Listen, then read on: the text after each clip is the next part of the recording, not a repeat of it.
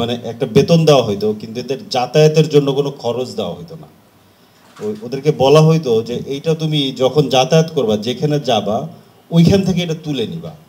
মানে এক ধরনের আনঅফিসিয়াল ঘুষ খাওয়ার একটা নিয়ম পুলিশকে করে দেওয়া হয়েছিল ওই সময়। ওইভাবেই কিন্তু এখনো পুলিশ চলে।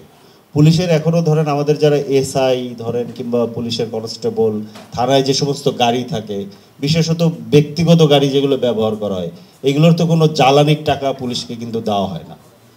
তার মানে হচ্ছে ওই টাকা সে কোথায় পাবে? তখন স্বাভাবিকভাবে সে যে ঘুষ খায় কিংবা একরকম চাঁদাবাজি করে।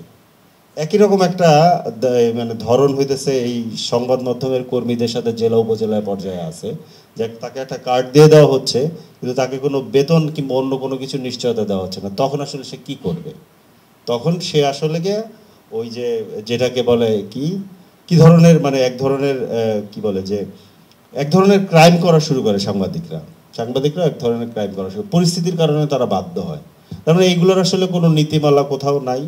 এবং ধরেন এইগুলো আমরা আশা করছিলাম যে এইগুলো নিয়ে খুব অনেক আলাপ আলোচনা হবে, কারণ আমরা তো প্রধানত এই জুলাইয়ের পরে তো আমরা প্রধানত রাষ্ট্রের সংস্কারের জন্য কাজ করছি। এই যে জুলাই সনদ নিয়ে যে আমাদের শহীদ মাতা কথা বলে গেলেন, উনি এখানে থাকলে ভালো হতো, ওনাকে আমি কিছু কথা শোনাতে চাচ্ছিলাম। সেখানে আবার আপনাদের একজন গণমাধ্যম কর্মী ওনাকে নিয়ে গেলেন ইন্টারভিউ দেওয়ার জন্য, যদিও এখানে মানুষ কম।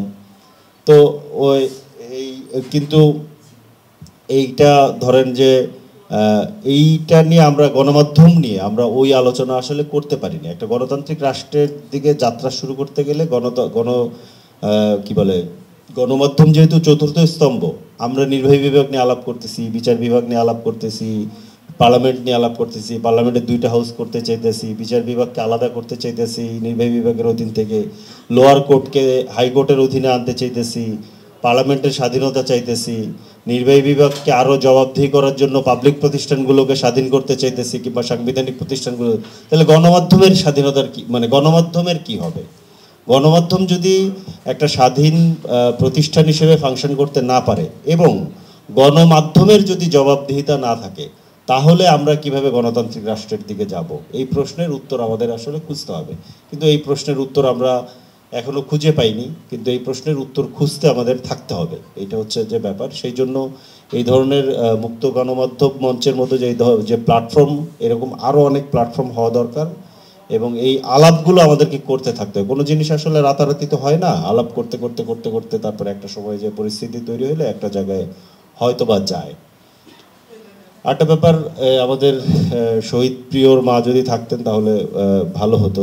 আমরা কিন্তু অলরেডি আপনারা জানেন যে আমরা জুলাই সনদে স্বাক্ষর করিনি, এবং স্বাক্ষর করার প্রশ্নে আমাদের যে মানে আপত্তি ছিল সেটা আমরা অলরেডি প্রকাশ করেছি। এবং আমরা কিন্তু অলরেডি ইতিমধ্যে দাবি করেছি যে এই জুলাই সনদ স্বাক্ষর অনুষ্ঠান আমাদেরকে যদি স্বাক্ষর করাতে হয়, তাহলে আমরা শহীদ পরিবার এবং আহতদেরকে নিয়ে আমরা এই স্বাক্ষর অনুষ্ঠান করতে চাই, এবং এটা শহীদ মিনারে করতে চাই। এটা কোনো জমকালো অনুষ্ঠান করে আমরা এটা করতে চাই না, কারণ আমরা মনে করি যে আমাদের রাজনৈতিক দল এনসিপি এটা জুলাই গণ অভ্যুত্থানের অগ্নিগর্ভ থেকে এটা জন্ম নিয়েছে।